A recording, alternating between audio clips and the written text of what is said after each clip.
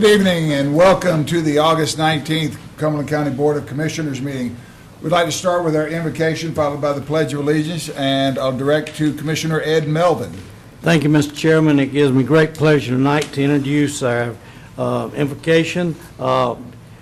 Wes and Sandy Cookman own and operate faith-based community-focused radio station WIDU Fayetteville, WAGR Lumberton, WEWO Laurinburg. They host a popular We Do gospel celebration every year at the Crown Coliseum.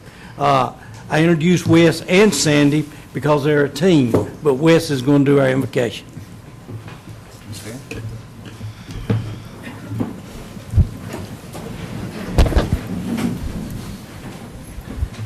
Let's pray together.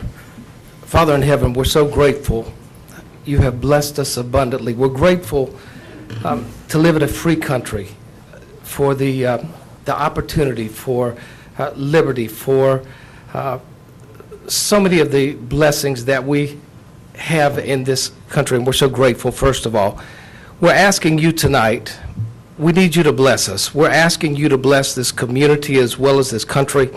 We come to you especially on behalf of our county commissioners. We're asking you to look upon us, and we're asking you to bless them for their willingness to serve, and we're asking you to give them wisdom. We're asking for that wisdom that comes only from you.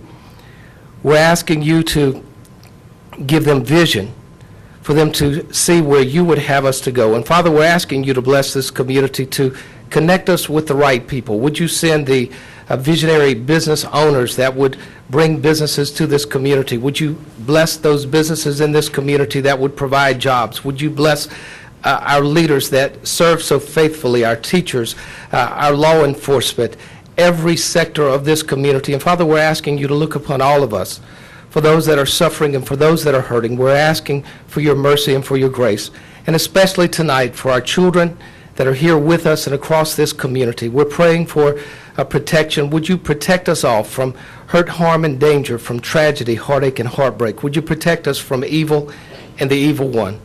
And Father, we ask you to bless everyone in this community and everyone connected to this community. It's in Christ's name we pray, amen. Amen. Would you join me in the pledge, please? Pledge allegiance to the flag of the United States of America and to the republic for which it stands, one nation, under God, indivisible, with liberty and justice for all.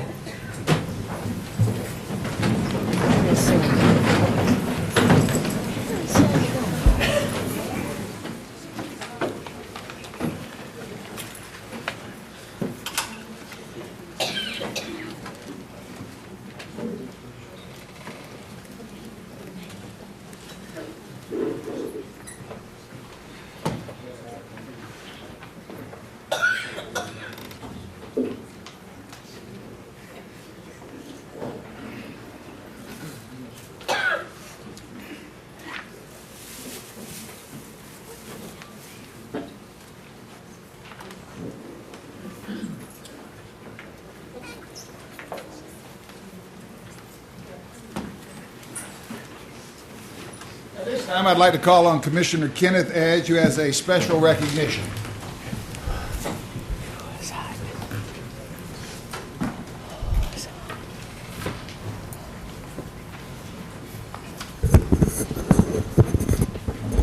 This microphone not, but good evening, everybody.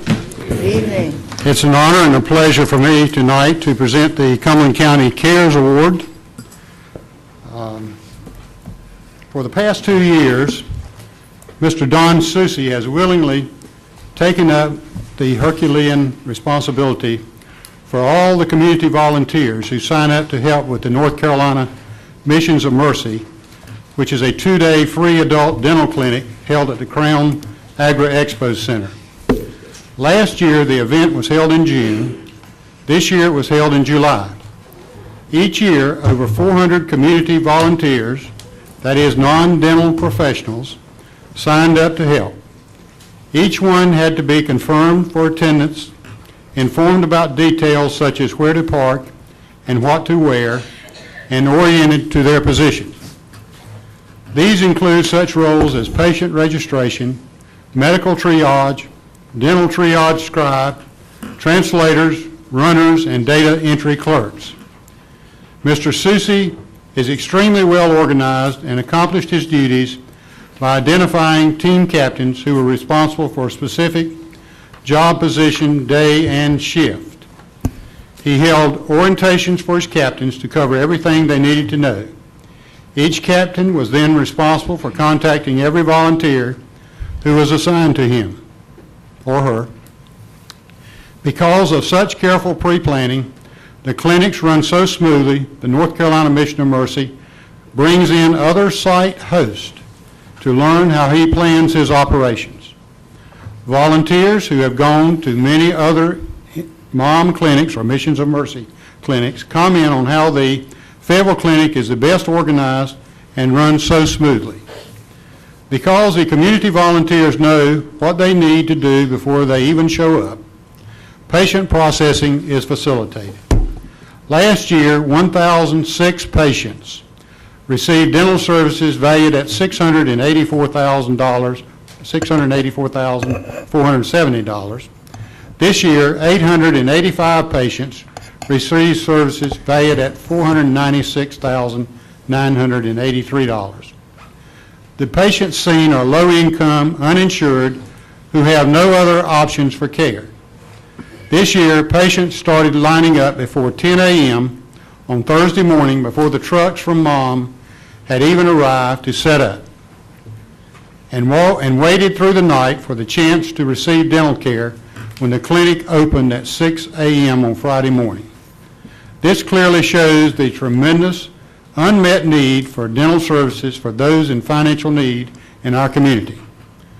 I strongly urge you to recognize Mr. Don Susi's contribution to the Fayetteville Missions of Mercy's free dental clinic with the Cumberland County Cares Recognition Award. And Don was nominated by Ms. Kathy Orey, the chair of the Fayetteville Missions of Mercy Planning Committee, and I know some other people are here with her that worked diligently on that committee. And may I take a point of personal privilege and say that I was one of those captains, and I got so much more out of it than I gave. It's a great opportunity, and I was at the ending part of the Missions of Mercy, and to see people come out with 3 or 4 extractions and their mouth bleeding, and they were as happy as a lark, it's hard to believe. But Don, if you come forward, we have this to present to you, and maybe you'd like to say a few words.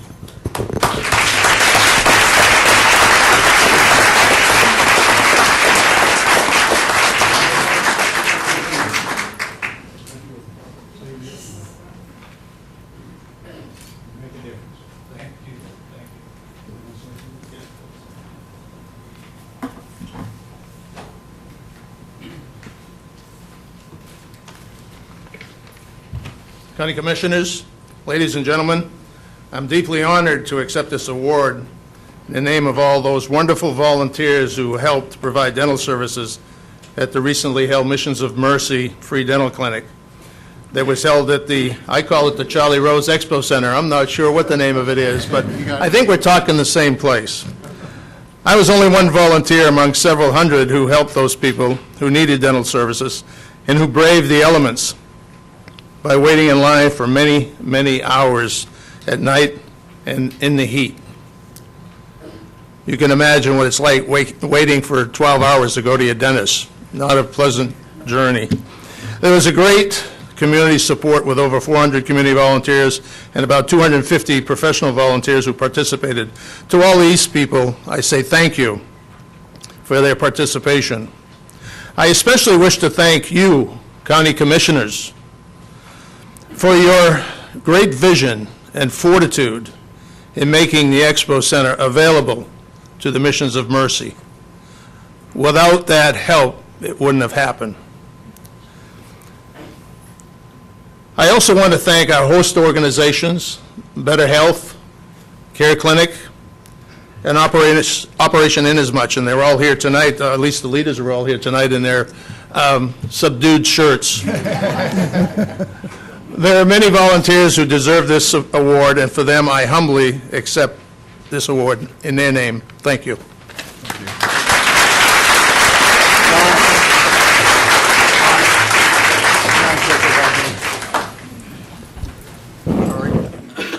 Not familiar with them.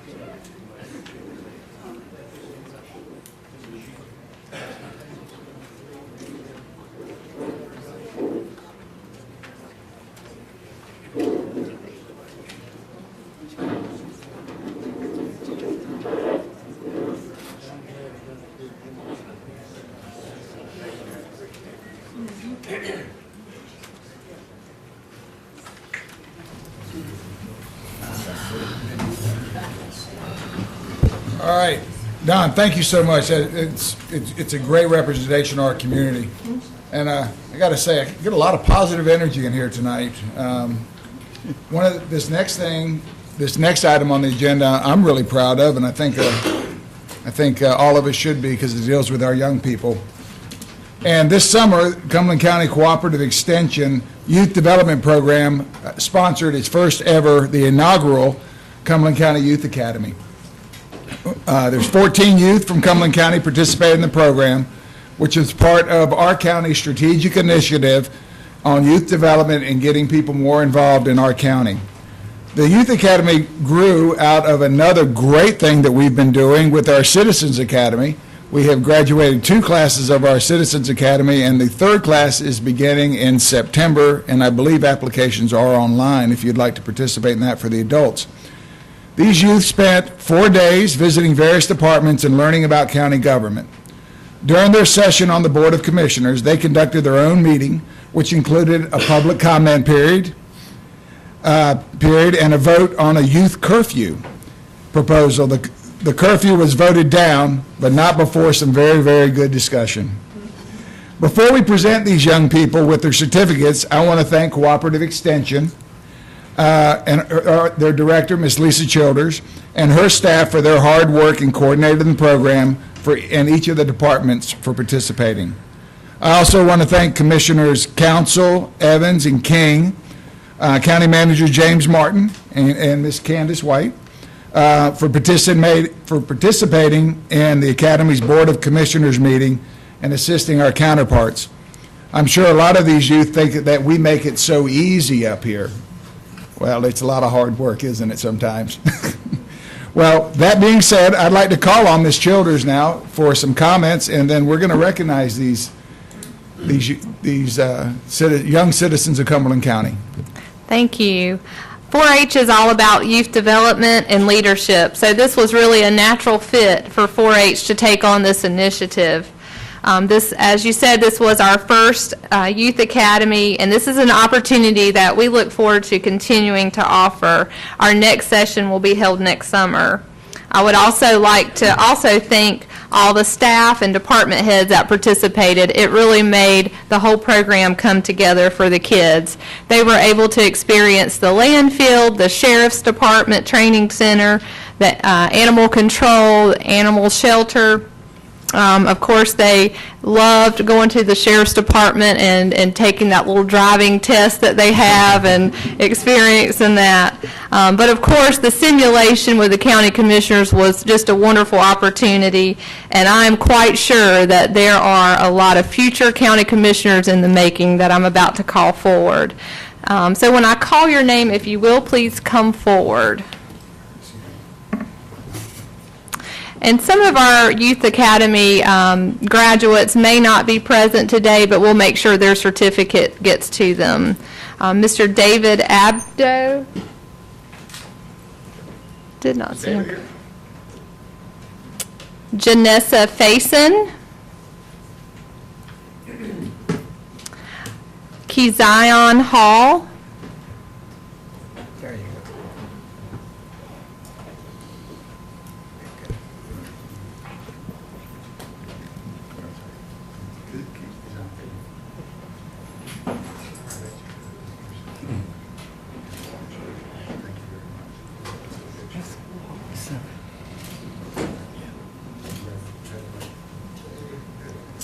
Did you want them to shake the commissioner's hands?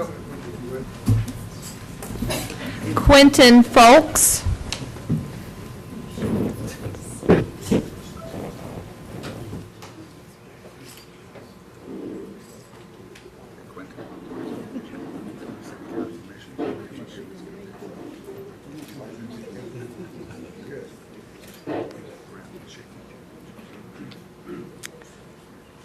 William Creeling and Xander Creeling. They may not be here.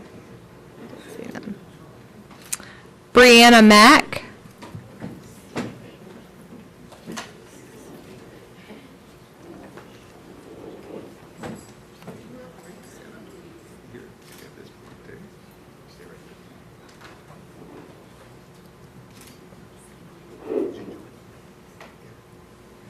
AJ McCain. Jonathan Murray.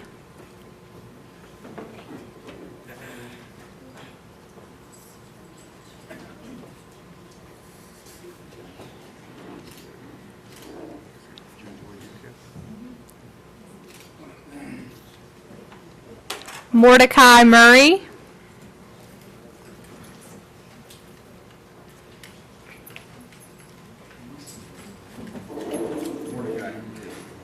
Thank you very much.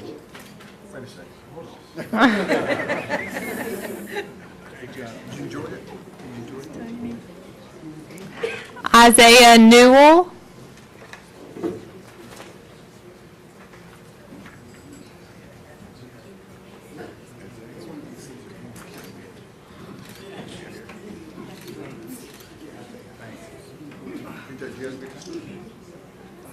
Wait a second. I had it upside down. Come back. I had you show it upside down. Now, he wants to be a county commissioner. All right. You got a space up here. Alasdair Ray.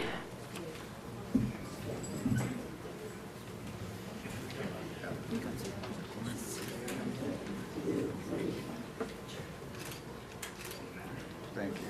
You enjoyed it? Good. Jakayla Townsend.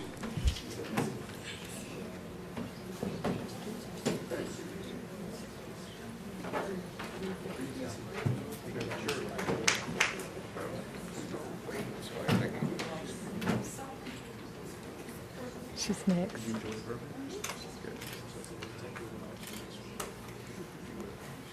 Missy Townsend.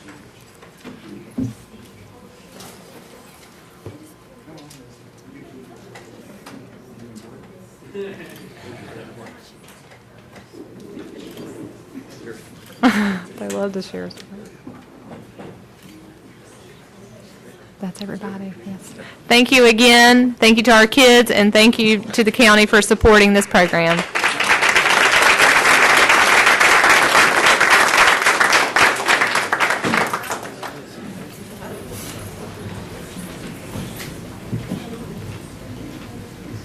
Mr. Chairman, if I may make a point before the parents leave, I think it's commendable that every young person that came up here tonight was well-dressed and very polite, and that's something you don't always see. Every one of them were well-dressed. Yeah. Thank you, parents, and thank you. You guys are great.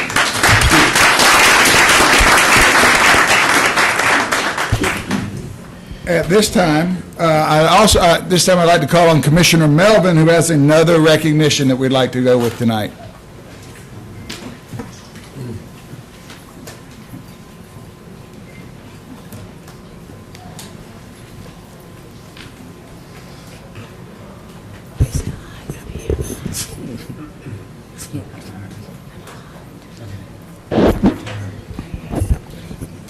One of the greatest times that I've had since I've been a commissioner for a number of years now is recognizing employees who have given their life in dedicated service to the citizens of Cumberland County. Tonight, we have Darrell Morin. Would you please come forward, please? Presented to Darrell Morin, Cumberland County Detention Center, in recognition of outstanding service to the citizens of Cumberland County, August 1st, 1984 to May 1st, 2013, from the Cumberland County Board of Commissioners, August 19, 2013. Thank you.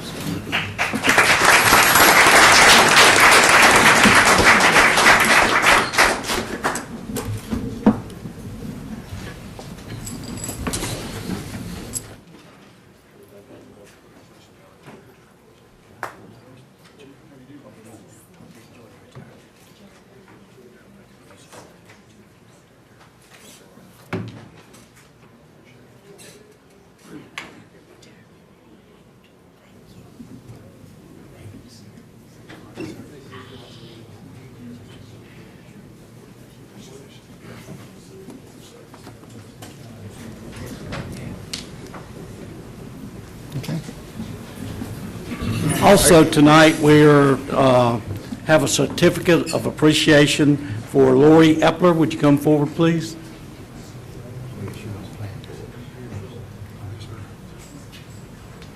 Lori has been on the Joint Planning Board for 2 terms, I believe, 2 terms.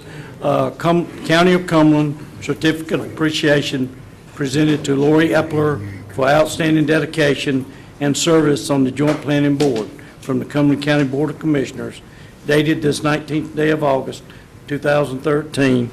Jimmy Keefe, Chairman, Cumberland County Board of Commissioners. Thank you very much.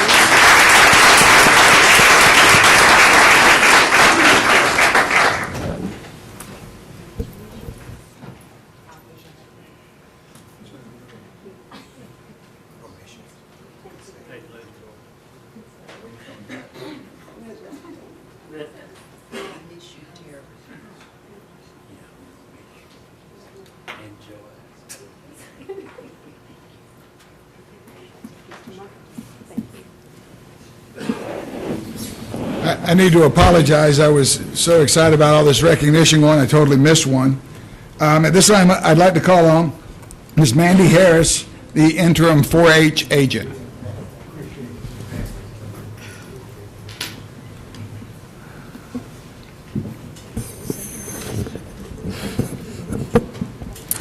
Well, thank you for having me here tonight. I am Mandy Harris, and I'm technically the livestock agent, but I'm serving right now as interim 4-H agent.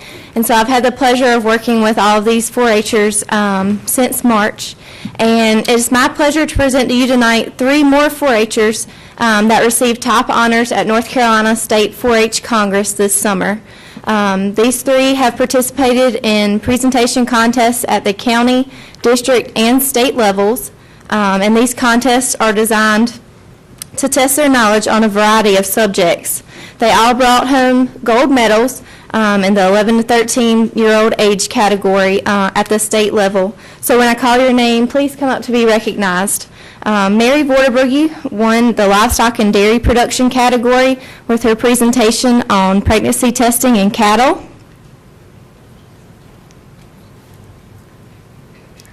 Jonathan Murray won the wheels and engines category with his presentation on bicycle safety.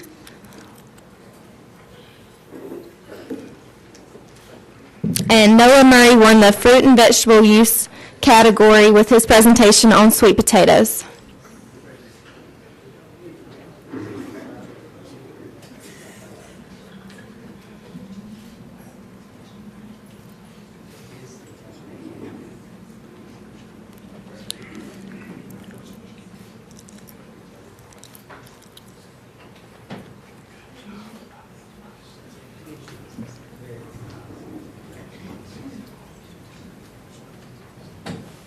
So thank y'all for allowing me to recognize them, and if everyone would please join me in congratulating them on their outstanding accomplishment.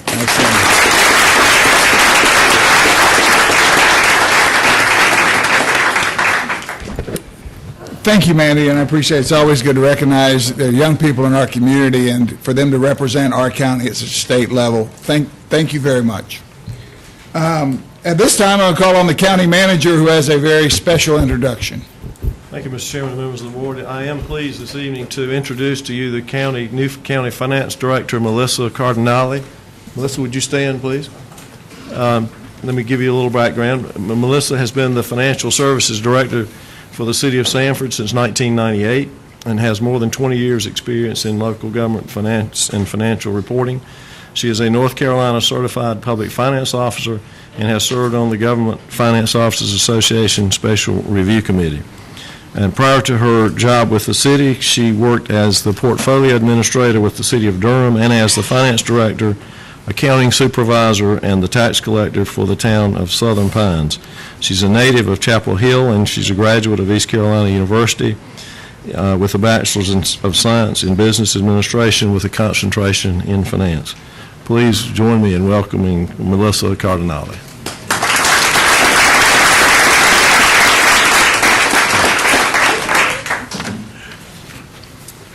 Okay, next item on our agenda. Welcome, Ms. Cardinale. I think you'll find us very interesting in Cumberland County. The next item is, thank you for being so patient, those who came for our public comment period. But now we'll go straight into that, and I ask Madam Clerk, do we have any speakers? We do. We have 4 speakers this evening. Okay, Mr. Martin, can you let know the procedures for the public comment period, please? Yes, sir. The public comment period shall last for 15 minutes, and each speaker will be granted a maximum of 3 minutes to make remarks until the 15-minute time limit is attained. No time may be yielded to a speaker by another speaker, and we ask the speakers to come to the lectern and when their names are called. Thank you, Mr. Martin. Madam Clerk, the first speaker, please. First speaker is Mr. Bill Fry.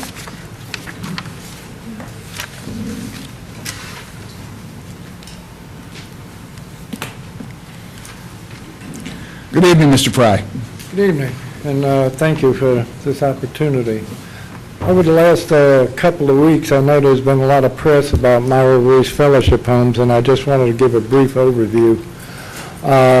In 1961, Jimmy Myrover and Pat Reese got together with a group of people in this community and decided to help alcoholics and drug addicts. Back then, there wasn't any treatment center, wasn't any mental health center, wasn't any detox centers. There was nothing for alcoholics and drug addicts except to send them to jail or to Dorothea Dix.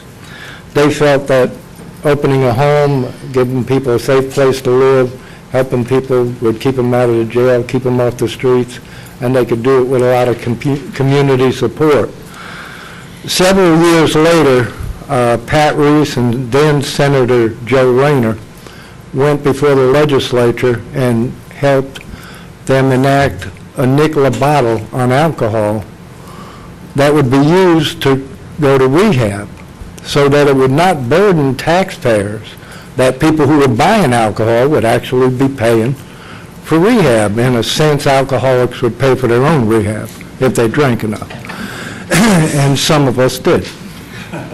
But we somehow over the years, that nickel a bottle that went to the home got clouded. I don't know where it went. It started disappearing. And when you ask people about it, nobody seems to know. It seems to be the biggest mystery in the world.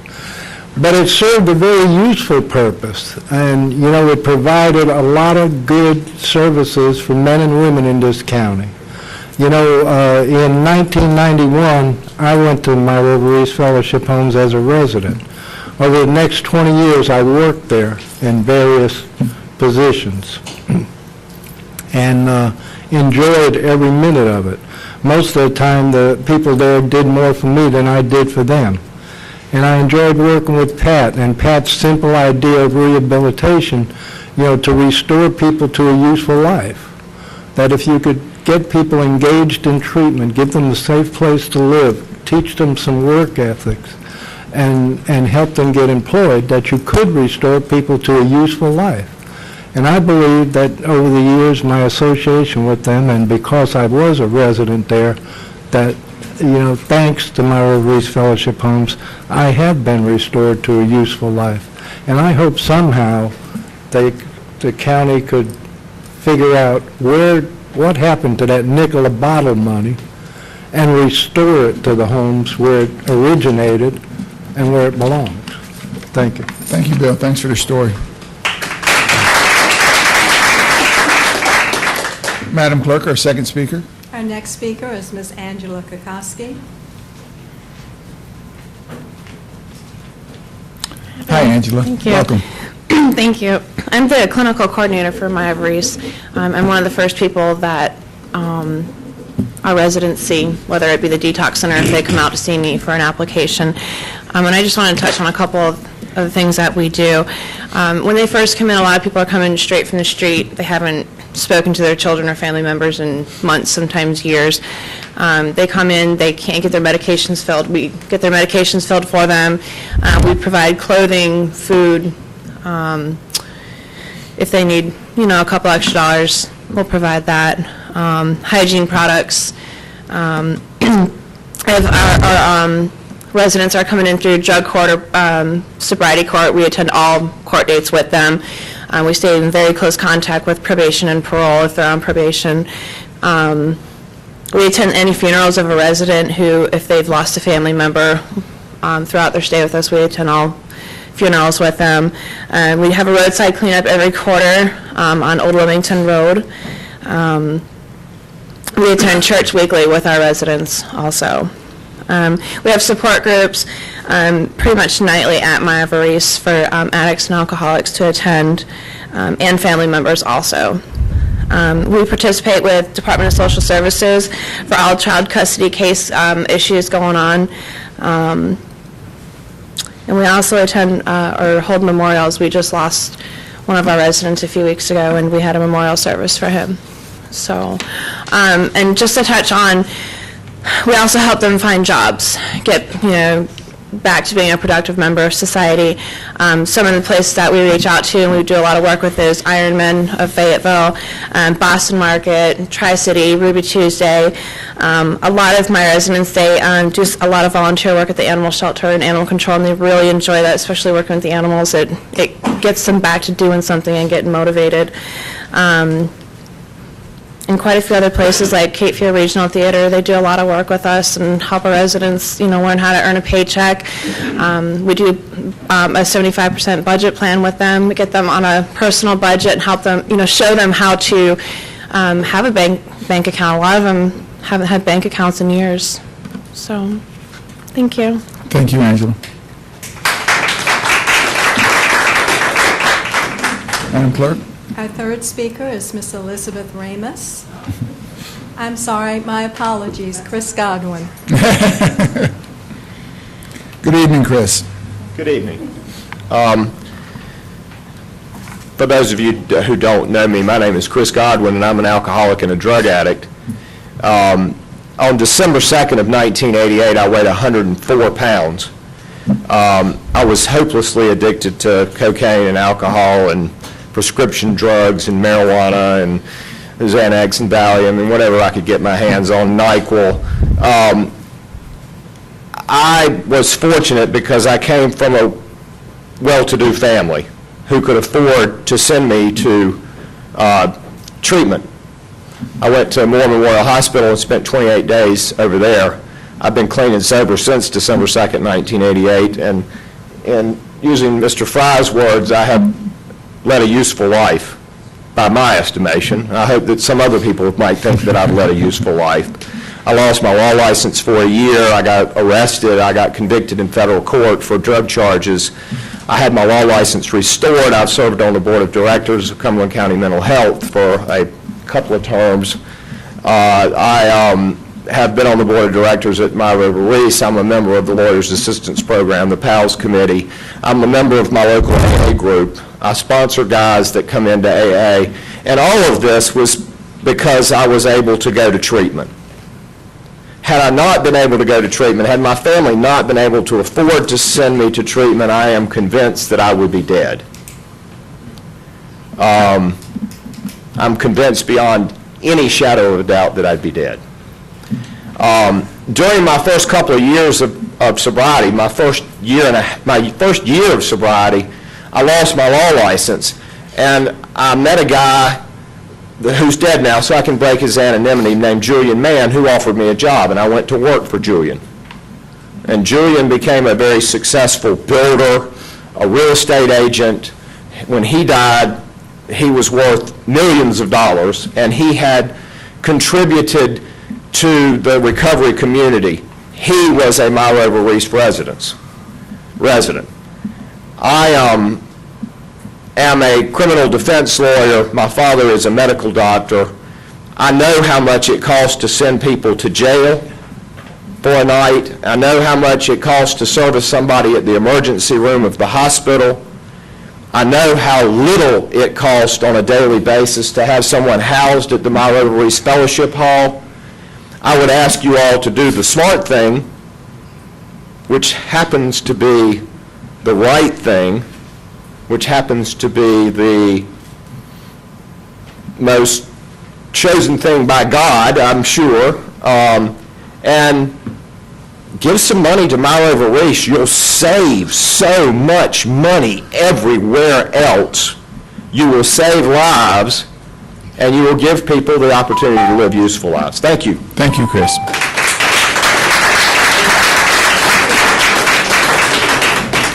Well, Miss Elizabeth, I think you're next. Sorry, Madam Clerk. That's fine, and Ms. Ramos is our last speaker. Yes. Thank you. Thank you for the opportunity to come before you and speak. My background is that I have served 20 years with Cumberland County Mental Health Center, all in the substance abuse program, and I have been in private practice doing social work and substance abuse counseling for the last 7 years in a private nonprofit. I have had the privilege of being associated with My Rover Reese Fellowship Home for all of that time, and I have seen miracles come through the doors of My Rover Reese. Specifically, I want to mention a man who came through the doors of Detox when I was working at Detox. He had literally nothing except the clothes on his back. His family had left him. He had not even an identification card. He completed Detox and went through the program at My Rover Reese. He got a job, he completed the substance abuse program, the outpatient program, he got his driver's license, and 2 years later, I had the privilege and honor of watching him cross the stage at FTCC and get his associate's degree. That's a miracle. That's a miracle. And he's just one. Had it not been for My Rover Reese, I wouldn't be able to tell that story. I'm so grateful for the recent coverage that the newspaper, Fayetteville Observer, has been giving to the epidemic of prescription drug use in Cumberland County, and also the coverage of the town hall meetings. We need to have that publicity. We need for people to know that there is, in fact, a problem and not try and sweep it under the rug. There was a wonderful editorial letter written by the newspaper following the town hall meeting. And if you would indulge me, I'd like to read my response to that. The response from Alliance is disappointing but not surprising.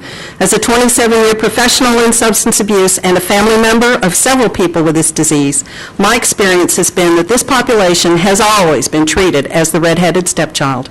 We don't have strong support from the community or the government. We have a stigma.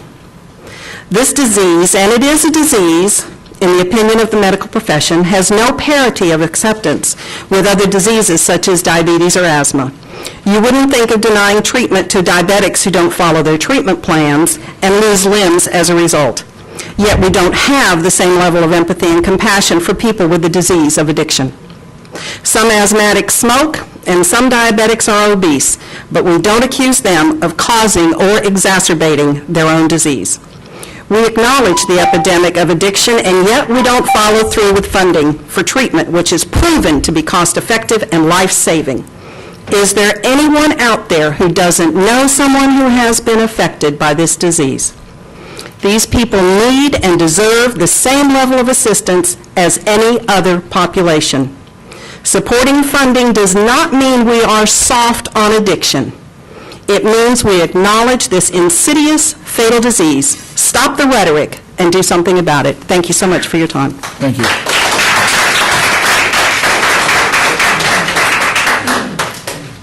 Yes, Commissioner Evans. Yes, thank you, Mr. Chairman. First of all, before we go on to the consent agenda, I would like to say, well, first of all, Ms. Ramos was, if she don't mind me saying, she was my counselor during treatment. And I know that we have 7 caring governmental officials here on this dais, and I know that. And I really pray that we find it in our heart to help this fellowship home continue to provide the services that's needed here in Cumberland County, because it's becoming an epidemic and it's affecting so many families and so many lives. And we should be proud and honored to step up to the plate and do what we can to continue to make Cumberland County the best county in this state. Thank you so much. Thank you, Commissioner Evans.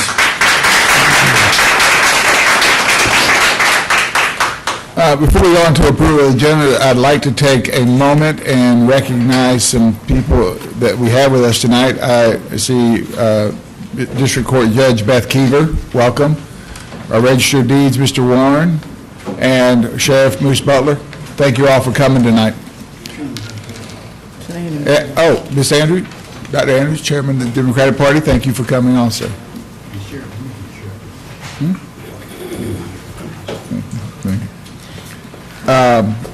Next item is approval of the agenda. Motion approved. Second.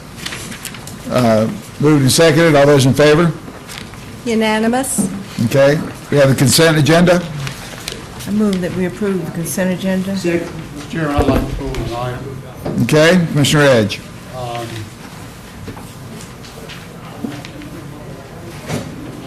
I'd like to pull 2K. Yes, sir, Mr. Edge. We have 2K.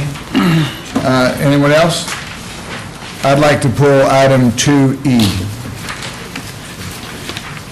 Okay. Mr. Edge, if it's okay with you, I'll go in the order of the agenda, and I'll take item 2E first. Okay. Was there, I'm sorry, were there any other commissioners have any other? Okay. 2K and what now? 2E. My item on 2E has more to do with our lack of a capital plan than it does with the items that are on here. We've had a plan in the past. I think that it goes for capital improvement, and it also has for maintenance and renovation.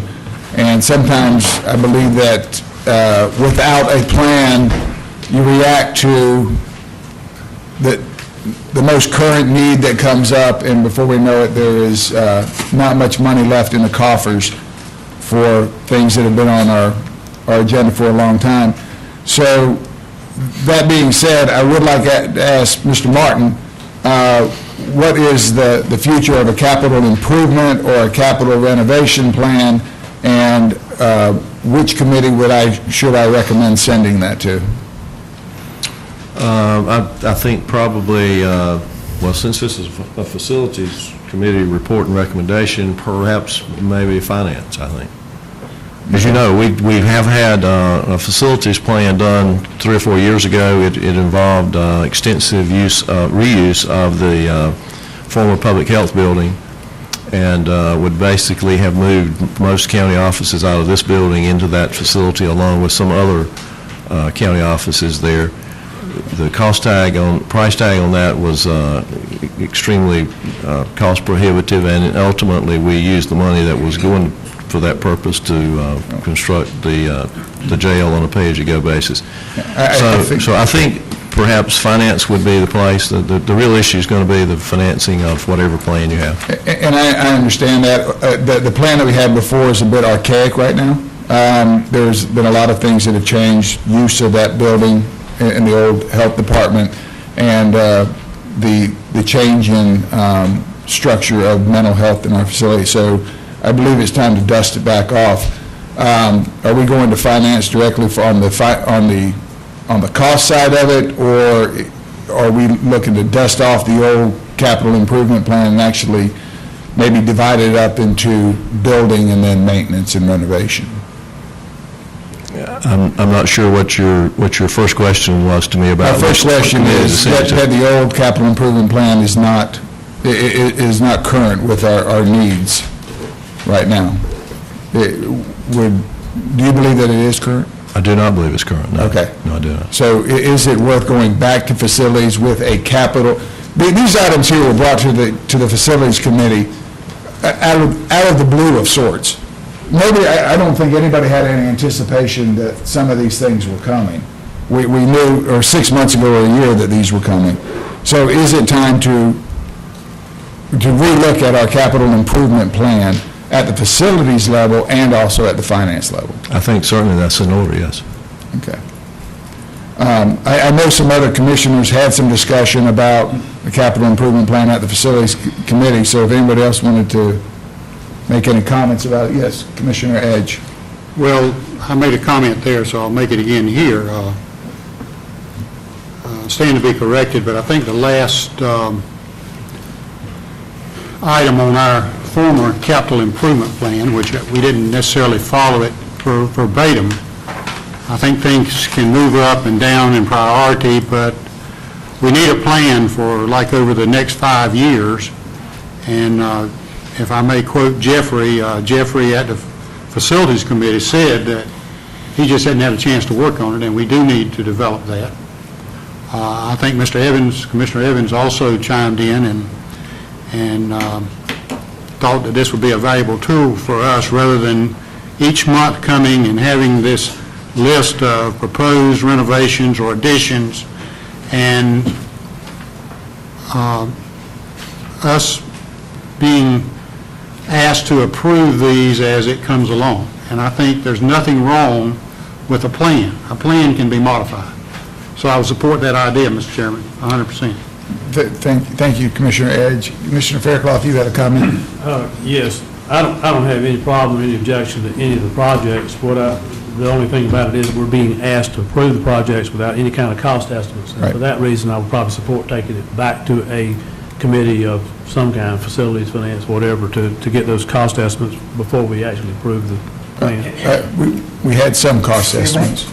They're not in, well, okay. Okay. Mr. Chairman, I think for some of these projects, we had some numbers. Yeah. And for instance, like the Linden Park project, there was a number for that.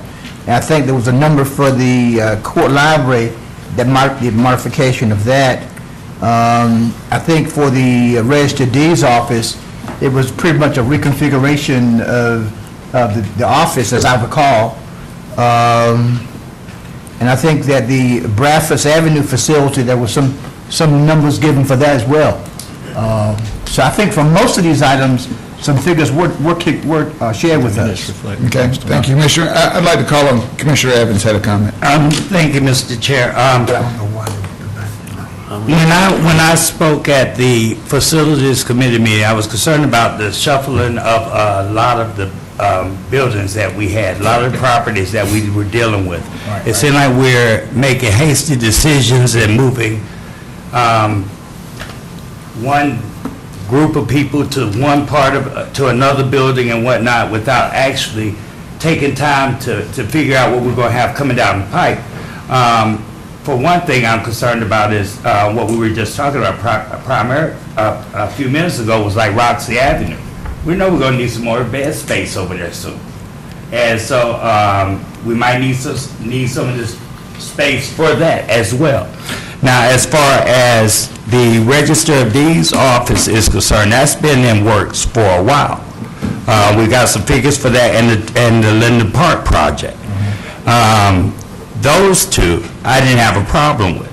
But I had a problem with the Bradford facility and possibly the mental health center over on behind Harris Theater, just moving and moving and moving and don't have a plan for it. And I think we need to come up with a definite idea of what those facilities can be used for in the later future, in the later terms. Commissioner Fairclough, you have a comment? Yeah, well, not to speak anything Mr. Commissioner King said, and I was not able to be at the Facilities Committee meeting, and all I know is from the minutes, there are no dollar estimates in the minutes, so I didn't get the privilege of hearing that oral presentation. Commissioner King? Mr. Chairman, I think as a committee, we dealt with the situation that came before us. And I would agree that the notion of some kind of comprehensive plan, a capital plan, if you will, does make sense. And I think if it were put together, you would have more than just these items right here. I think these were pressing issues that the staff felt needed some response to. And particularly with the Bradford Avenue facility and with the library, that was discussed, the Linden Park project. I mean, my point is, the notion of a comprehensive plan makes sense. It does make sense. Thank you, Commissioner King. But having said that, that doesn't preclude us moving forward, in my mind, on the things that we have approved. Thank you, Commissioner. Mr. Chairman, may I just add a comment? County Manager. Obviously, a capital facilities plan is very much needed. What I want the board to understand now is what we're proposing right now is sort of stopgap measures, which would basically involve some, with the exception perhaps of some extraordinary cost in this building in terms of the law library. Most of these things are replacing carpet, painting the walls, and trying to use to make adaptive reuse of existing buildings under the current configuration without any alterations other than carpet, painting, and perhaps some ceiling tiles or something. So that's what this is all about. A capital plan is going to address how you're going to vacate this building ultimately to give it all to the courts. And certainly all of that is very much necessary. This is more of a stopgap measure to meet other pressing facility needs right now. Okay, we'll address that in a minute, but Vice Chair had a comment. Yes, I thought that these, in reading the material, the accompanying material, I thought that all of these renovations were necessary.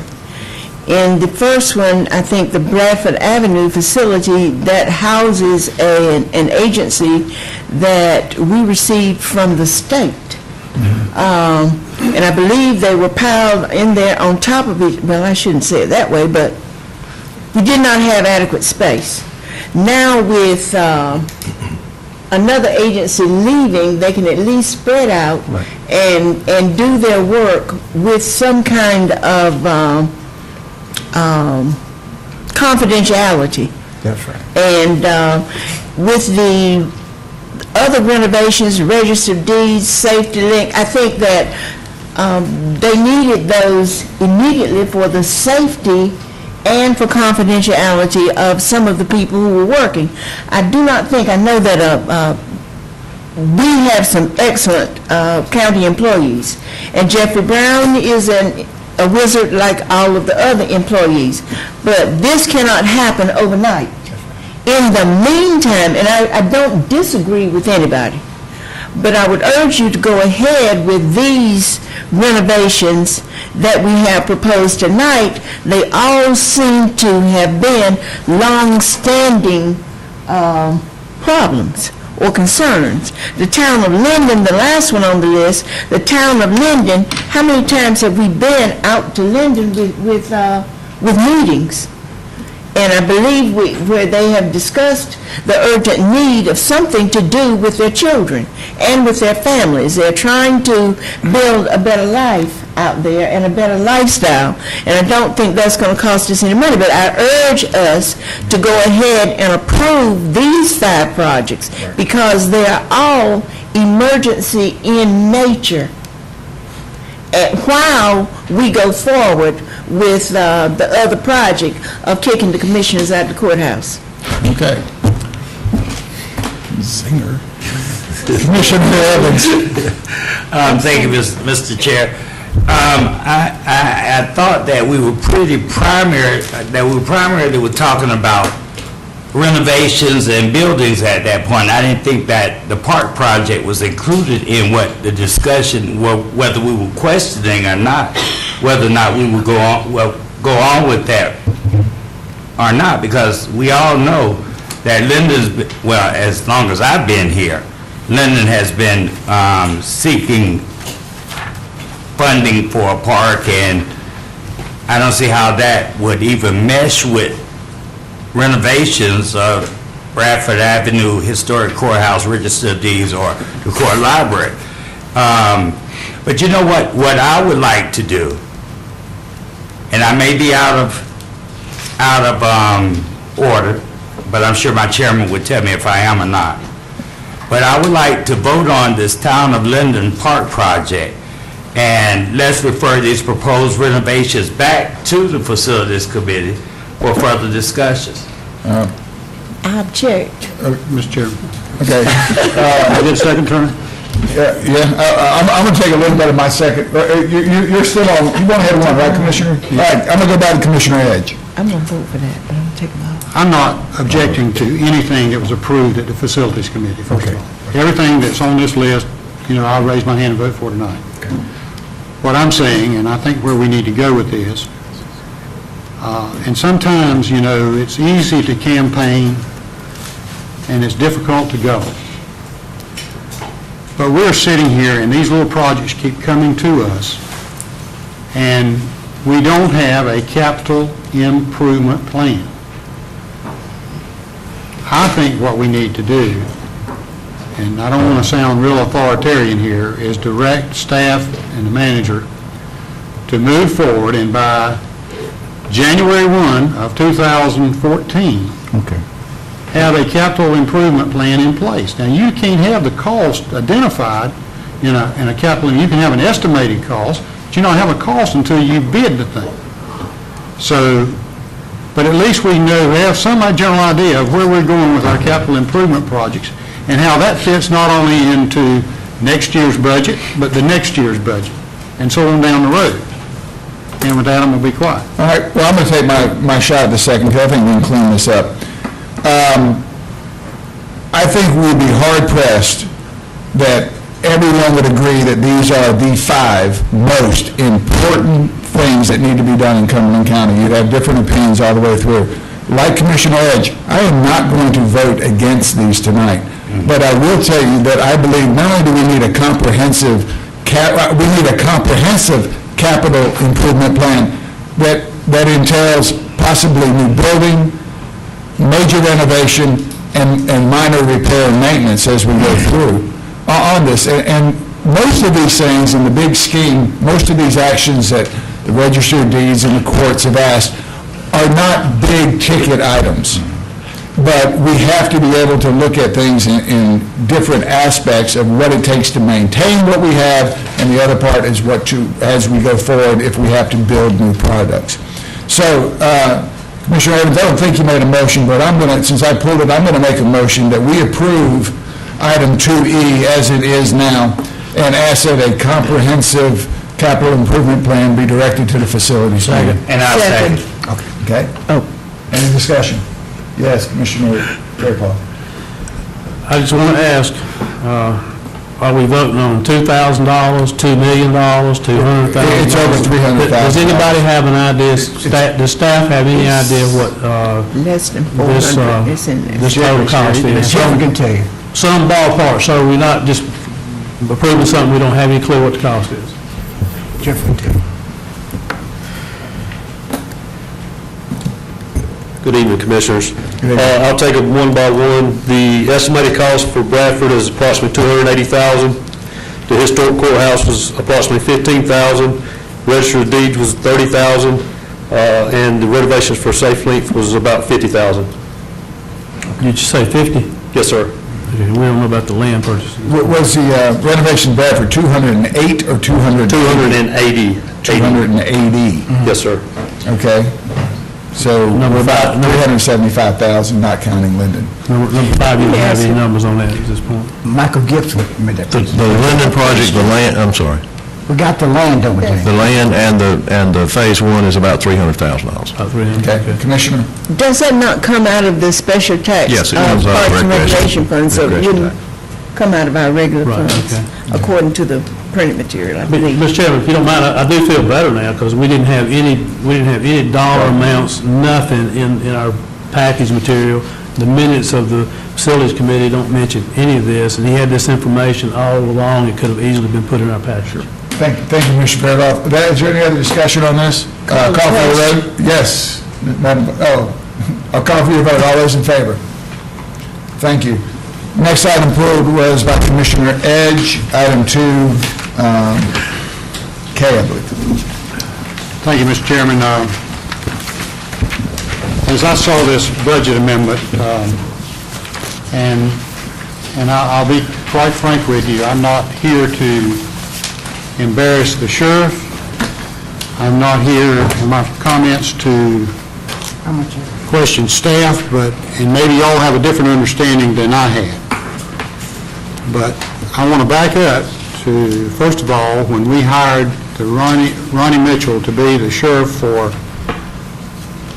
to be the lawyer, attorney for the sheriff. It was my understanding at that time that any other litigation would be done by him, since we were paying him a pretty good amount of money.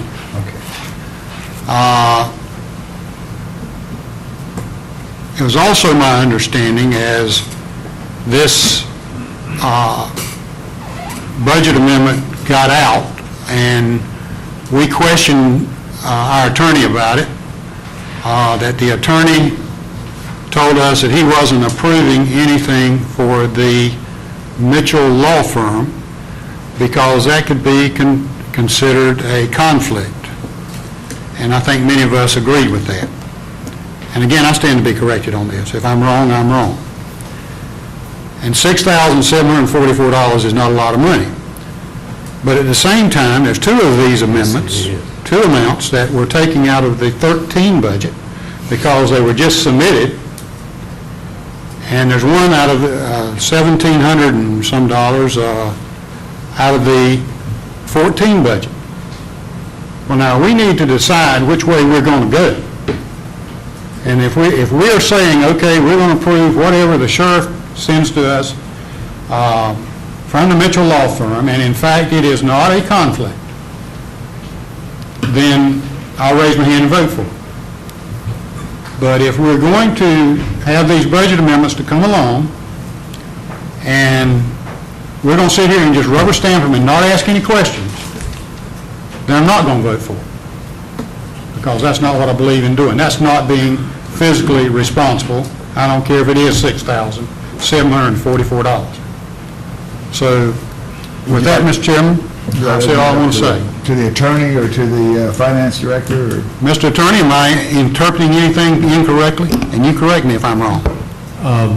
There was discussion about this issue on at least two occasions with the board. There was never been a vote taken, and never a clear statement by the board of what the board's wishes were. It was my understanding that it was the board's preference that anyone hiring outside counseling, which is my practice anyway, but me or the sheriff or anybody else, that it would be approved or be with consent of the Board of Commissioners. I let the sheriff know that the first week of June. But that's right. As far as it being conflict, I think there is some misunderstanding, misinterpretation of something. I may have said that because it is not a conflict of interest for the sheriff to hire outside counsel, including Grant Mitchell or anybody else as far as that goes, just because Grant is Ronnie's son. I had made the statement that I wouldn't do that, but it's not because it's a conflict of interest, it's just because it subjects, I think, the Board of Commissioners, and in this instance, the sheriff, to criticism. That's just my perspective on that. Okay. Commissioner Evans? I have a quick question. Thank you, Mr. Chairman. And as my vice chair would say, sometimes some things just don't smell quite right. And this is not going to smell quite right to our public. And so what I want to ask you, even though you may not see that it's going to be a conflict of interest, do you see that it will be a problem for the commissioners if we approve this amount of monies because we, as you stated, we hired, Attorney Mitchell was hired by the Sheriff's Department to handle the overload cases, am I correct? Or handle the cases of the Sheriff's Department, and then for him to go to his law firm, and we pay his law firm, which may not be his law firm, maybe his son's law firm, I don't know who law firm it is now, but pay the law firm that bears the Mitchell name. Does that look right? Well, how it looks, again, from my perspective, that's why I wouldn't do it. But again, that's a decision for the sheriff to make. And but as far as this, I don't think it would be a decision for the sheriff to make because they're asking us for the money, and we are the trustees of the monies for the citizens and taxpayers' dollars. Yes, sir, Mr. Commissioner Evans. But you got to understand, there is no policy, there's no fiscal policy adopted by the board that addresses this. And one of the suggestions that I've talked about the board is the adoption of a policy that if you really want to avoid this in the future, that outside counsel will be only with consent of the Board of Commissioners. That's something you can do, but until you do that, until this board takes action to do that, there is no fiscal policy that addresses the sheriff or conducting the business, within the budget constraints that are set by the Board of Commissioners as he sees fits. Right now, I guess that's why this is here. It's a budget constraint. They're trying to move money from one budget to another, but there's nothing. There's no violation of any county fiscal policy because there is no policy that addresses it. In terms of it looking right or whatever, all I can tell you is from my perspective, I wouldn't do it, but that's just my personal perspective. Okay, so by you saying that you wouldn't do it. Yes, sir. So what would you, even though there may not be any written policies against it or not, in order to, because you're protecting the Board of Commissioners, you work for us. Yes, sir. So what would you advise us to do, sir? Again, right now, it is an invoice like any other invoice that would be, other than the fact that it's for hiring outside counsel, there's nothing special about that under the fiscal policies that you have right now. It's an invoice like any other invoice for something the sheriff has obligated a payment to be made. There's no difference. I mean, until the board takes, now not just individual commissioners expressing preferences, until the board takes action to direct some policy that everybody's bound by, there's nothing outside, there's nothing that violates any county policies by approving this. So the bottom line is that we paid for it. Yes, sir. There's nothing. Okay. Commissioner King. Mr. Chairman, and this case here is a little touchy. It's a little touchy. Just say it like it is, a little touchy. Our attorney has advised us that we have no policy to prohibit it. That's correct. From occurring. So it appears to me that in the absence of a policy, we have no choice but to do it.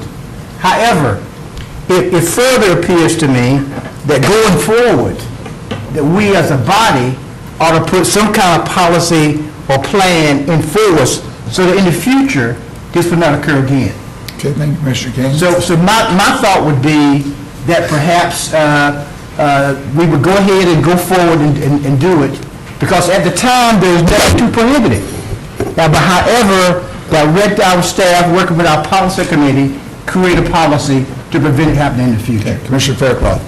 I would agree with Commissioner King. Also agree with Commissioner Edge in that when the idea was broached to us about having Ronnie Mitchell come on board as the sheriff's attorney, I was very much in favor of it because of the history that he had with the county and the fine work that he has done on behalf of the sheriff. The way we were going to justify paying for it was that we weren't going to have any outside, or at least we thought we weren't going to have any outside attorney expense for the sheriff's department, basically. So this kind of flies in the face of what we thought we were agreeing to, but I agree with Commissioner King. These costs have been incurred and they've been obligated, and we should go ahead and pay these and then refer it out for a policy change if we need to further discuss it. Vice Chair Counsel. What about other fees that may be already in the pipeline? Since we did not have a policy, I don't think we can probably just cut right now because there are ongoing fees and ongoing responsibilities. So we need to consider all that also. Before we finish up round number one, I do have a question. We're talking, there's been floated around here about a policy. Mr. Moorfield, how many other departments have their own legal counsel? And if we were to set up a policy, they would fall under those same restrictions that if they ever required any sort of outside counsel, no matter what dollar amount on it, would also have to come to the commissioner. So it's a two-part question. How many other departments have legal counsel? And the other is, they would of course fall under the same principles. There are two attorneys in child support, but there's been one instance when both of those attorneys were absent at the same time in court, and Ms. Jones in my office filled in. We handled that, and there's no problem with that, and I don't think there will be in the future. DSS has 5 attorneys, it's my understanding, on staff there. I'm not aware, or I know that since I've been here, there's been no instance when DSS has hired outside counsel, and if they need to, they would go through my office, I believe. Okay, we're going to go to round 2. Commissioner Evans. Thank you, Mr. Chair. Quick question, Mr. Attorney. since we don't have a policy now, and since we are the Board of Commissioners, what if we just decide not to pay it because we just don't think it's right? What if we decide not to pay it? What would happen? Would we be sued? Or because it doesn't look right? You clearly stated that it doesn't look right, that you would advise us that that you wouldn't do it. So if you would say that you wouldn't do it, and if we don't have a policy, because there's a lot of things that we don't do because we don't have a policy to do it. That's correct. What can happen to us if we choose not to? In my discussions with the county manager about this, when this thing come up before his vacation on this, I've said you got to handle this like any other invoice, because that's all get past the fact that it's an invoice to the hiring attorney because you don't have a policy for addressing it. And you got to look at it just like it would be a policy for hiring anybody else for doing, janitorial service, anything else. And I would not advise you to say we're not going to. Well, that's just for a point of clarity. Yes, sir. Commissioner Edge. Mr. Chairman, we approve budget amendments all the time based on invoices. But there is a matter of something here that is just not right. We hire our attorney to advise us. Now, I want to ask you a question, Mr. Attorney. Who controls the litigation fund? County. I believe the county manager or finance officer, I certainly don't control it. But you have a litigation fund. Is it in, I don't know if it's in legal department budget? I don't know. It's a separate fund. Okay. Then that's right. So you don't have any litigation fund at all beyond what you take care of in your office? Yes. Again, the only outside counsel I've hired was in the Tiger Swan case, representing staff, and I asked the Board of Commissioners for permission to do that, and that was paid out of that fund. But yes, sir. And that's in for almost 4 years. So you didn't prove any of this in, right? No, sir. I don't have the authority nor the inclination to prove any of this. Okay. Well, what I see on what we have been given is I see that up at the top of the memo, Amy Cannon has signed it, and I see on the sheriff's office invoice that Howard Abner approved it, and then I see the Mitchell Law Firm Group, I guess this is the sheriff's initials that's on it, that he's approved it. Now, like I said, I'm not trying to embarrass anybody. That's not my goal here. I've never done that. I don't like to even bring up contentious things like this. But you can't write a policy for every darn thing that happens. Now that it's happened, I guess we could write one.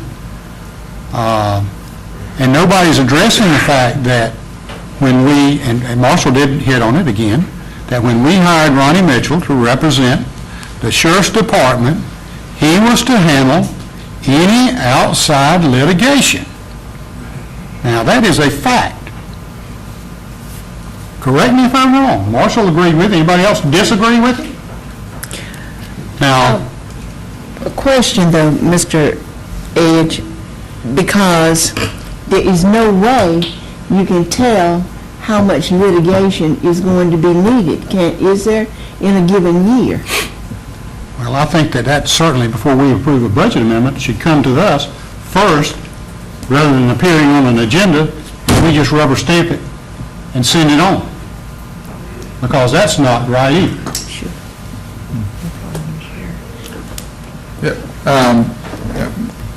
Can I ask the sheriff to come up? That's what I was going, Mr. Chairman, I was going to ask, since the sheriff is in the room and or his designee, to come forward and if you would, explain your position and your thoughts, and et cetera, in regards to this matter.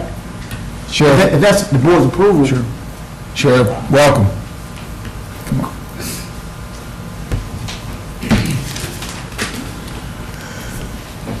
We appreciate you letting us come up here, and I know it is confusing, but let me just say this.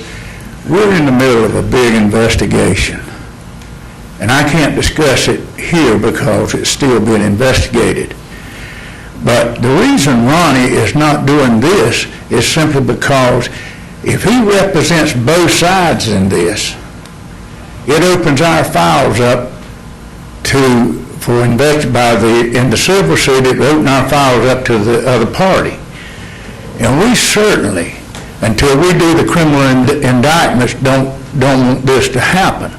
And the reason that I had his son is simply because he had worked with us back, when I say with us, when we're doing the video poker stuff. There's not many attorneys that's had this experience. We're in the middle of a litigation, and matter of fact, there's money that's going to come back to the county. But I'll let Paul just try to explain a little more in depth about this to you, because this is not something that we've come up just to get money from the county to pay him. Simply because, Ronnie, I'm going to get a copy of all he's done to pass out to y'all to see. You don't realize the amount of work this man's done, but he can't do both of these in this case. Let Paul. First of all, my name's Paul Henson, I'm the Chief Deputy. The misconception is that this is a sheriff's office lawsuit. It's not. It's a county lawsuit. It's brought in your name. It's brought in your name simply because in 2006 we seized $1 million in a gambling case. In 2007 a judgment was decreed against a party. You, the county, has sued this party for a violation of that judgment. At that time, you paid $300,000 to an attorney in Greensboro to represent the county on a contingent fee basis. We met with Rick Moorfield in his office, discussed this matter. Some discussion took place, and $30,000 allegedly was approved for us to pay for this action. Somewhere between now and then, something's happened. The lawsuit's been filed. The parties have been brought to court. Negotiations are underway prior to trial. We're representing your interest. You had a judgment against a party for doing illegal acts in this county. We conducted an extensive investigation that I feel, and the sheriff feels, that this person has violated that judgment. Not only that, he's continued to violate the law. This is a large and complex investigation. Matters of that won't be discussed, we can't discuss them. But the problem we have is this is an issue where we're trying to represent the county's interest. We can't file the lawsuit as the sheriff's office. It was filed on the county's behalf. Rick was talked to. I'll answer questions I can answer. I'm not trying to be hard to get along, it's complicated. For clarification, Chief Deputy, is your contention that this case has a civil and a criminal action to it, and that you can't hold up. You can't have one attorney fishing with two poles, all right? Exactly. So that you got to have a separate attorney. There was a decision made by the Sheriff's Department that the attorney that you picked was the one best suited to run the civil action because of his past performance. Yes, sir. Would that be correct? That's it, Jimmy. Yes, sir. Okay. And that's the reason that Ronnie's not doing it. Let me tell you, Ronnie Mitchell is doing it, Ken, and I know you know him, and I know what you're saying, I understand. But Ronnie, you have no idea, and I'm not trying here to defend Ronnie, he can defend himself. But I'm gonna tell you, if he would defend us in both of these, he'd have to open our files, and this would destroy what our investigation's been at this I understand, Sheriff. I'm going to open it up to a couple commissioners. I think Commissioner Evans first. Thank you, Mr. Chairman. I'm kind of confused now. From what I gather you say, sir, is that this lawsuit, what Attorney Mitchell is working on, is representing the county. It's at our best interest. Grant Mitchell is representing the county Of Cumberland. The judgment is for the county of Cumberland. Okay. Now, my question to you, Attorney Moorfield, if it's representing the county of Cumberland, now that we're fully staffed, as attorneys, why aren't we doing it? That's a fair question. I guess the best answer is, apparently I can't, I don't have as much knowledge about the case as Ronnie Mitchell, because when we actually looked at this, Ronnie had asked after Rob came on board in my office, and actually I had before that, to look at this judgment long before any of this stuff happened. And neither Rob nor I can figure out anything in that judgment that affords us the opportunity to proceed the way that Ronnie thinks we can. So that's a little bit of difference of opinion there. And I'm not sure that this is, when they say that, this is a case that was filed years ago, right, 2006? This is 2007 Yeah. judgment, yes, sir. So it's not, I mean, it's not a new case. It's an old case that there's been nothing that's been done on. When the sheriff was talking about there was an attorney hired by the county, that was in 2005, 6, that was a long time ago. And I believe that attorney was hired at least with the consent, maybe by my predecessor. I mean, there was some involvement. I think Ronnie was involved in the case at that time too, wasn't he not? Or he was not? I don't know. Well, Fraser was the attorney here then. Yeah, I mean, but. So you were not. Yeah, I wasn't involved, yeah, I was not aware, but I've looked at the case, the judgment, and it's, there's some, I've talked with Ronnie about it, there's some issues with the judgment. I mean, if it were a slam dunk sort of situation, nobody would be doing this. We'd already would have done it. Well, you know, I'm just, and I'm like my colleague Commissioner Edge, it's not trying to put anybody on the spot. It's just a point of clarity that questions that I know that citizens are going to wonder, because I wonder. And I know there's some commissioners sitting up here that's wondering, they probably won't say nothing. But if this chief, what's your title again, sir? Chief Deputy. Chief Deputy is standing before the county commissioners and saying that Mr. Mitchell, Attorney Mitchell's firm is representing the best interest of the county, and we have 3 attorneys, why aren't we doing it? It just doesn't make sense to me. And I know you said that you don't have the knowledge or the understand. We offer to proceed. I mean,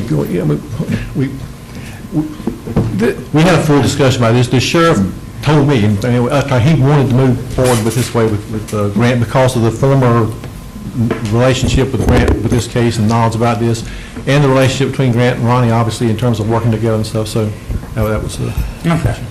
Okay, Commissioner Fairclough. Paul, did I understand you said earlier that $30,000 had been approved for attorney fees? my understanding. Did I miss you? Yes, sir, that was my understanding. That was your understanding? Okay. Can anybody help us corroborate his understanding on that? I'm unfamiliar with any approval for $30,000. I'm familiar with the discussion that it probably would cost $30,000. And I know I told them that there was certainly $30,000, because at the time we had the first discussion about this, I didn't know there was that much money in the litigation fund. I thought, because a lot of the money that formerly had been in past years in the litigation fund was actually pulled out of that fund, to my understanding, to fund the position for Mr. Mitchell. Not all of it, but because there needs to be some stuff available. But my understanding, I didn't know there was that much money in there. But after checking into it with Amy and stuff, I think mostly Paul and Ronnie at that point know that, yeah, there was $30,000 in there.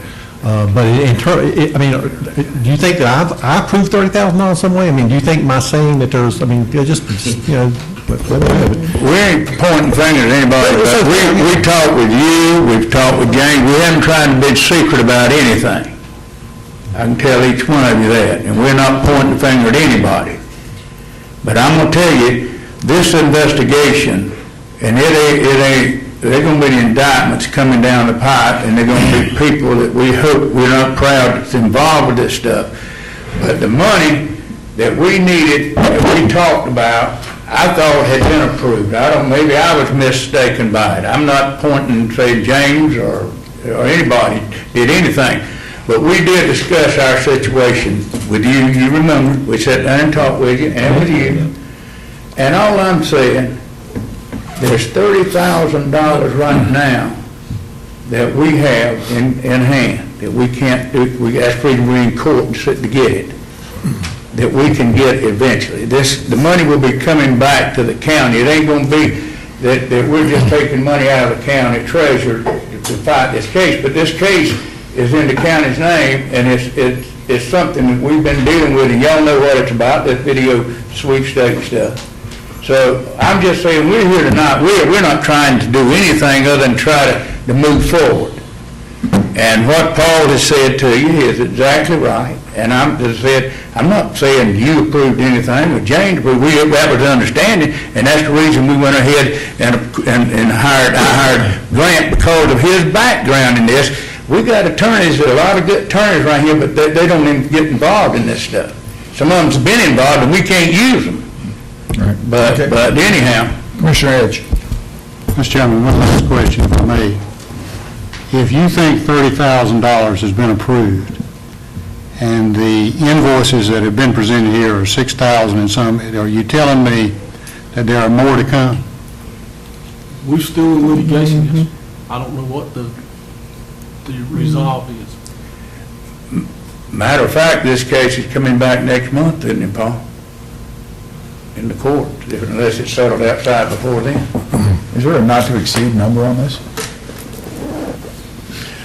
There's not. At this point, I mean, I don't think the sheriff has a not to exceed. What I want to suggest to you is, this is clearly coming back. I'm sure legal work's been done since the 1st of August through today. This thing is going to come back.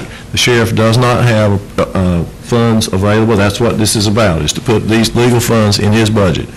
My suggestion to you to think about would be to set some amount not to exceed that is certainly more than the amount before you tonight, because there will be ongoing legal, from what I'm hearing and what I've believed earlier, there will be ongoing legal work and bills on this case coming again in the future that the money is not in place to handle, so we will have to involve another budget revision. My suggestion to you would be to think about whether or not you want to authorize some not to exceed amount tonight, and let's change this 6,744 to some greater number if you're in agreement with that. Commissioner Edge, since you pulled the item, would you like to make any sort of motion?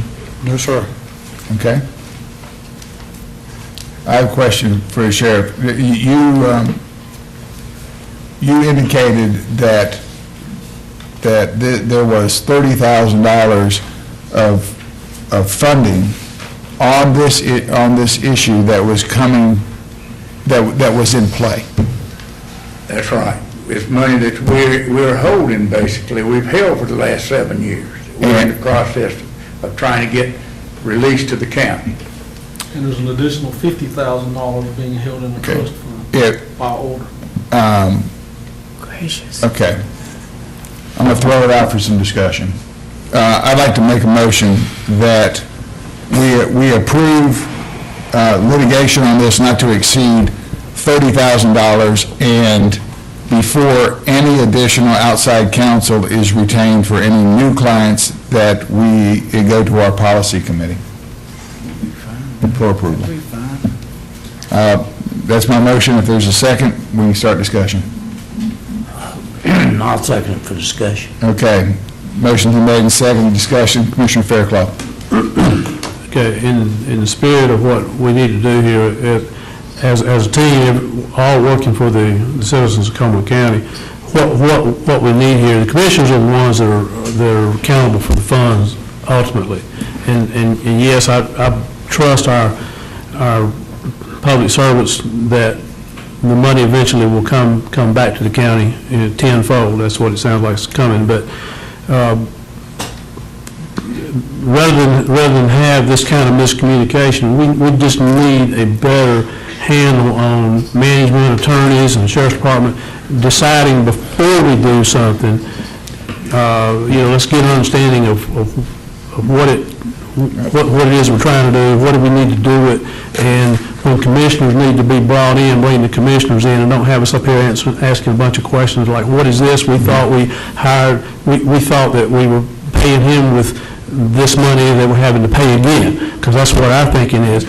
But now that we've got some knowledge, we understand a little bit about what's going on. We just need some more communication, some more coordination, and let's just don't do it and then see if we can get it all approved. Because that's what it looks like to me. I should have been a little bit more clear. The reason I put the not to exceed number down was, I believe we're in the middle of the stream with this investigation, and to change up something that could be happening right here in the middle would not be conducive to the sheriff's investigation or any things that might be in the pipe. So I wanted to put a deadline on it, and that's why I asked it to go to the policy committee for any new litigation or any new requests for outside counsel. But there is a limit on this one for this particular case, not to exceed $30,000. I don't think it'd be fair to anybody to change policy right in the middle of a ongoing investigation. That was my thought. Well, we can go ahead and get this ball rolling if there's no other discussion. Question. Yes. I'm going to ask Amy a question. Amy, would you explain this 2014 July invoice? We're in 13 now. We're in 14 now. Yes, sir. Actually, a part of this involves the fact that these are old year invoices that there was not a budget for in fiscal year 13. And in previous years, we have brought all prior year invoices that were not budgeted to the board for approval. And that's a part of why this action came to you this evening, because there were expenses incurred that were not properly budgeted in the Sheriff's Department's budget. I, as the previous finance officer, do not have the authority to approve an old year invoice when there was not an appropriation. And I'll defer to, if I'm incorrect about that, but that is according to the general statutes. So a part of this, Commissioner Edge, was the fact that these were old year invoices that there was not an appropriation for in the sheriff's budget. Okay. So we're going back paying out of last year's budget and also one out of this year's budget. Yes, sir, that's correct.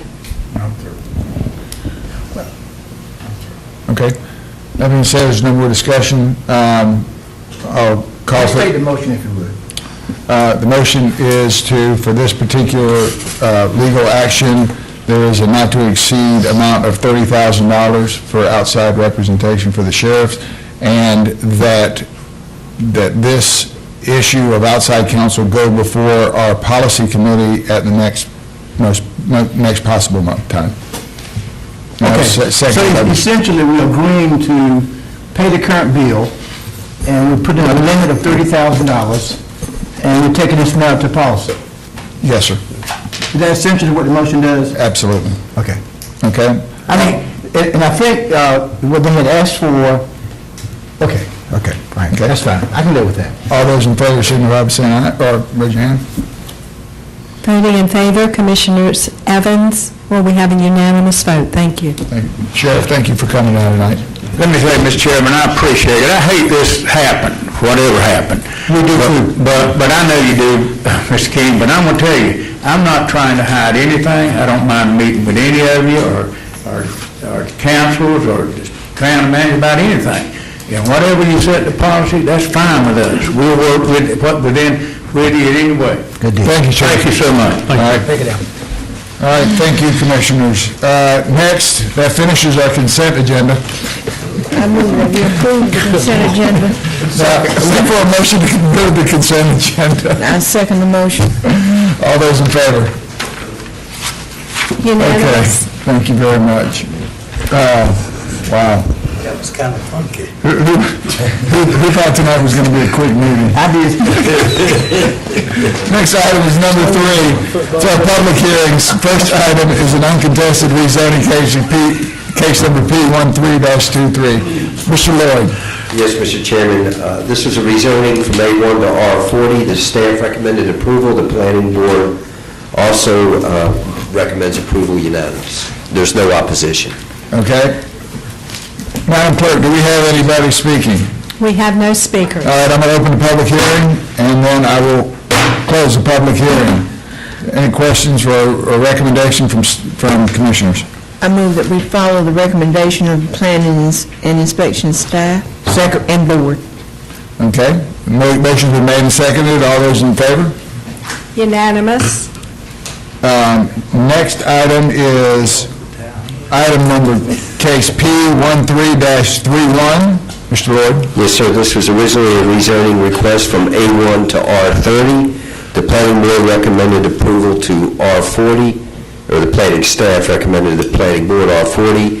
The petitioner also agreed to the R40, and the planning board recommended unanimously R40, and there is no opposition. Do you have any speakers, Madam Clerk? We have no speakers. All right, open the public hearing, and we'll close the public hearing. Mr. Chairman, I move that we approve the action of the planning board. Second. Okay, motion been made and seconded. Discussion? All those in favor? Unanimous? Okay. The next item is case number P13-32. I understand that case has been withdrawn. Yes, sir. Okay. Do we need any action on that, Mr. Attorney? No. Okay. Next item, we have public hearings. Mr. Hatcher? We've got a whole list of them here.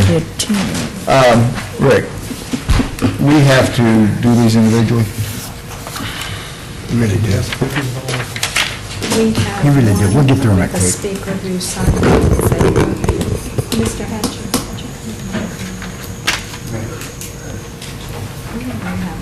We're still early yet, just 8:25. We'll get it, we'll get them. Sure, we'll get them. We'll expedite them. You can't come back, they got different recommendations, don't they? All embarrassing. We have no speakers. Yeah, when they get to us. Basically in opposition. I know. Mr. Morpheus? Mr. Chairman, there are no speakers, in my understanding, for any of these, as long as the board's in motion would be to follow the staff recommendation, each of these without modifying anyone individually. We could apply each one of those then as an individual ordinance, but is that, again, if there's going to be any modifications, that would need to be heard separately. That's my motion. Okay. Do we need to make the motion in the... Always bad. Yes, sir. You have in your packet all our affidavits. People have been notified of the case, they've been afforded a hearing, offered an appeal, no corrective action's been done on these cases. Some of them are quite massive, acres.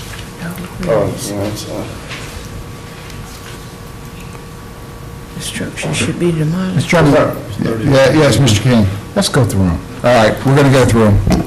Okay. I'll be quick as I can. It's the right thing to do. Okay. First item is case number NH7020-2013. Mr. Hatcher. This property is owned by Deborah Lucas. It's located on 1220 McNeil Street in Spring Lake. You have the parcel identification number there. This lady was also signed a consent to demolish. This is a picture where it's located in the neighborhood. It's a double-wide trailer that's dilapidated and unsafe. We're seeking immediate demolition on this property. Okay. Open, okay. All right. Motion. Is there a motion? Wait, do I have to open and close? All right, open the public hearing. Speakers? No speakers. All right, close the public hearing. Mr. Chairman, I move that we adopt the order and report of the minimum housing inspector as a true fact in this case and order the property owner to remove or demolish a dwelling within 30 days. And we order the inspector to remove or demolish a dwelling if the owner fails to do so and impose a lien on the real property for the cost of such action.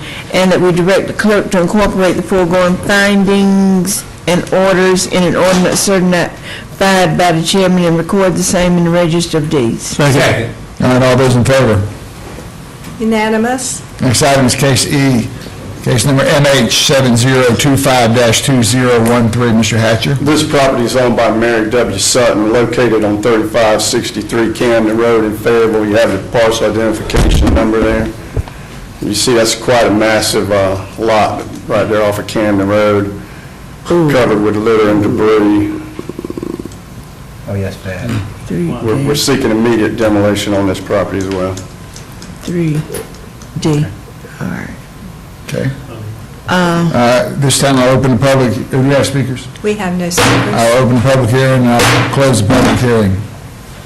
Mr. Chairman, I move that we adopt the order and report of the minimum housing inspector as a true facts in this case, and order the property owner to remove or demolish a dwelling within 30 days, and we order the inspector to remove or demolish a dwelling if the owner fails to do so, and impose a lien on the real property for the cost of such action, and that we direct the clerk to incorporate the foregoing findings and orders in an ordinance certified by the chairman and record the same in the Register of Deeds. Second. All those in favor? Unanimous? Okay. Item, case number MH7006-2013. This property is owned by Teresa Good, located on 535 North Rogers Street in Spring Lake. You see the parcel identification number there. This is a massive lot, too, that's littered with debris. There's 5 structures. We're seeking immediate demolition of that. All right, I'll open the public hearing. There being no speakers, I will close the public hearing. Mr. Chairman, Yes. I move we adopt the order report of the minimum housing inspector of true facts in this case, and the order the property owner remove or demolish the dwelling within 30 days, order the inspector to remove and demolish the dwelling if the owner fails to do so, and impose a lien on the real property for the cost of such action, and they will direct the clerk to incorporate the foregoing findings and orders and an ordinance certified by the chairman, recording the same in the Register of Deeds. Second. All right, all those in favor? Unanimous? All right. Item number MH28-2013. This property is owned by Jacqueline Andrews, located at 1726 Ken Bryan Street in Fayetteville. That's off the Murchison Road. You see the parcel identification number there. This property had some mobile homes moved in, pre-1976 mobile homes moved in without permits. We're seeking immediate demolition of those structures. They're not permitted in the county. And cannot be permitted. Okay. Open the public hearing. There being no speakers, I will close the public hearing. Commissioner Fairclough. Mr. Chairman, I move that we adopt the order report of the minimum housing inspector of true facts in this case, and that we order the property owner to remove or demolish the dwelling within 30 days, and we order the inspector to remove or demolish the building if the owner fails to do so, and impose a lien on the real property for the cost of such action. We direct the clerk to incorporate the foregoing findings and orders and an ordinance certified by the chairman, record the same in the Register of Deeds. All right. Second. All those in favor? Unanimous? Okay. Next item is case number MH7026-2013. This property is owned by Brian Dagenall, located at 6513 Celestial Pines Drive in Hope Mills. You see the parcel identification number here. This is a structure that was moved out on the lot without permits. It's been sitting there for months. The property owner is doing nothing to maintain the lot or to set up his house.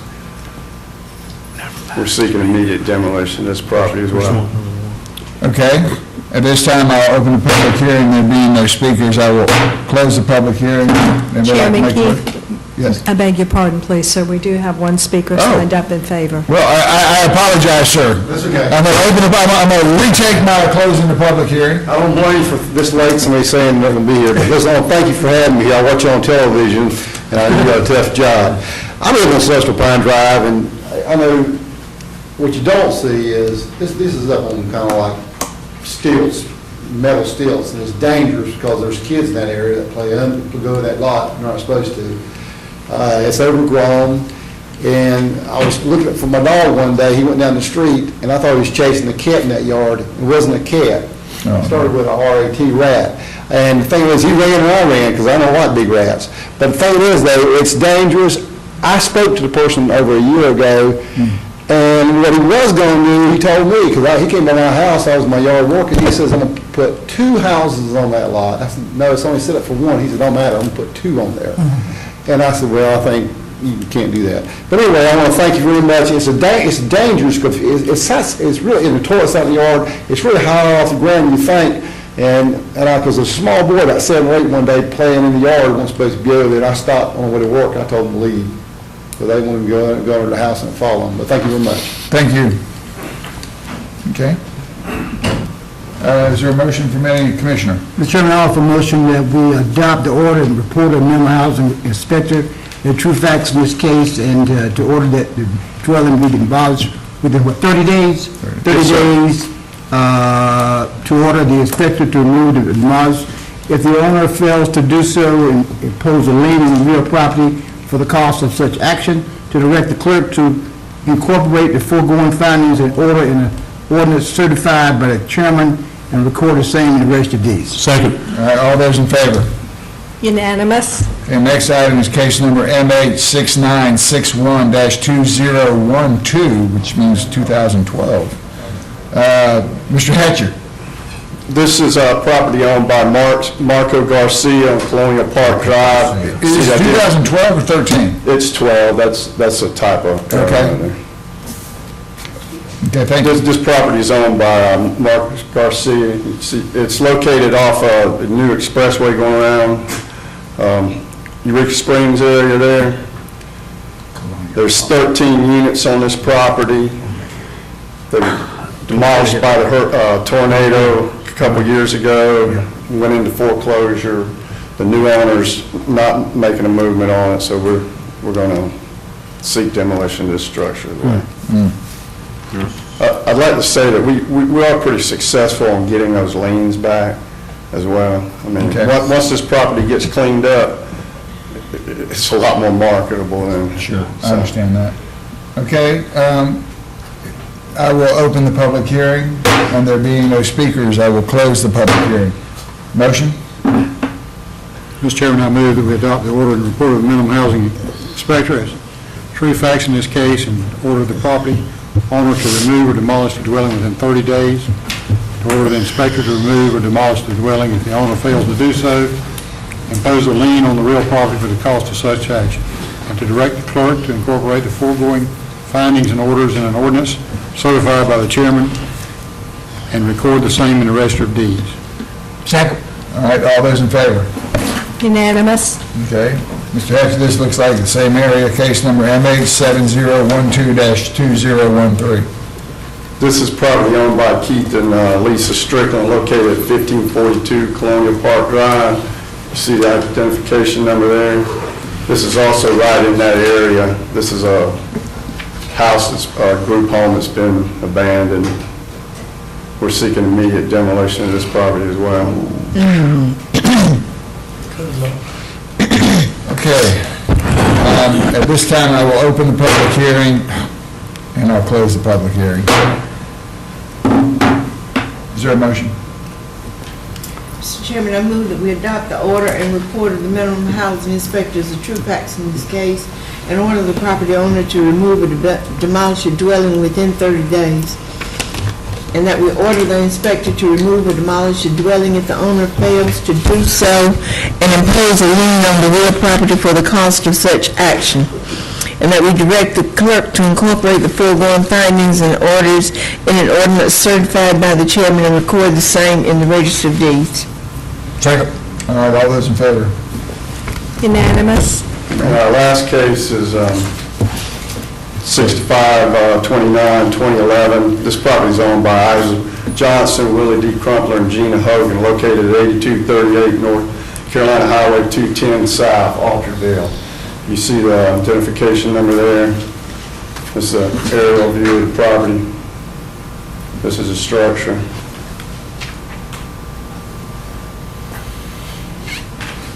We're seeking immediate demolition of this dwelling as well.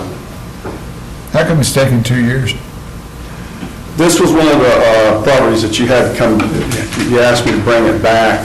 Okay. All right, thank you. And no action was done. Okay. This time I'll open the public hearing, and I will close the public hearing. That's the schoolhouse, isn't it? Pardon me? No, never mind. I won't even start Okay, that. yes, Commissioner Fairclough. Mr. Chairman, I move that we adopt the order and report of the minimum housing inspector of true facts in this case, and that we order the property owner to remove the demolished dwelling within 30 days. We order the inspector to remove the demolished dwelling if the owner fails to do so, impose a lien on real property for the cost of such action. That we direct the clerk to incorporate foregoing findings and order ordinance certified by the chair and record the same in the register of deeds. Second. All right, all those in favor signify by saying aye. Aye. Unanimous. Sorry, I get a little. Thank you, Commissioner. All right, George, thank you very much. Thank you for your participation, commissioners, on that. That was a group effort. Item number 4 is nominations to boards and committees. Taking nominations for the Board of Adjustment, there is one vacancy. I'd like to nominate Nathan Feinberg. We have a nomination for Mr. Nathan Feinberg. Okay. Is there any other, are there any other nominations? I move those nominations be closed. Next item is the Community Child Protection and Fatality Prevention Team. We have one vacancy. No recommendation. Okay, are there any nominations? Okay, at this time, we'll carry over to the next meeting, Madam Clerk. Item number 3 is the Cumberland County Juvenile Crime Prevention Council. There are 4 vacancies. Mr. Chairman, I would nominate Kay Stritz, Detective Milton Brown, Tyra Cohen, and Sonia Thompson. Okay. Are there any other nominations? There's time I'll close those nominations. Next item is the Cumberland County Local Emergency Planning Committee. I'd like to nominate Marcia Lunt. Okay. I'm going to nominate Ashley Pastorius. Oh, I'm sorry. Okay. Would